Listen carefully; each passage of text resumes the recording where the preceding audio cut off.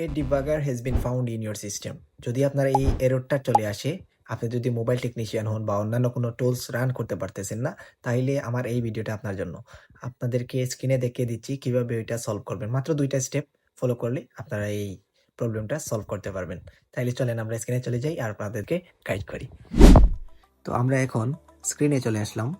তারপরে আমরা চলে যাব সার্চে।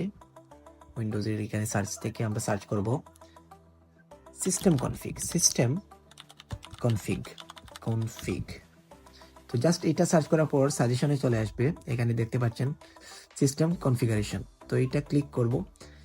তারপরে এখান থেকে সেকেন্ড যে ট্যাব আছে ওইটাতে চলে যাব। ওইটা হচ্ছে বুট। তো বুটে চলে গেলাম। তারপরে এখান থেকে আমরা চলে যাব নিচে দেখতে পাচ্ছেন অ্যাডভান্স অপশনে চলে গেলাম। তারপরে এখান থেকে আপনাদের এইটা টিক মার্ক করা থাকবে।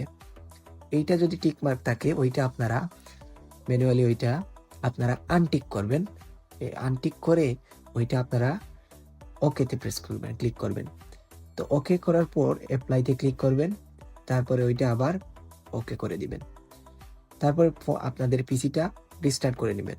তো আমি এখন রিস্টার্ট করব না, আমি আরেকটা মেথড যেটা ওইটা দেখাচ্ছি।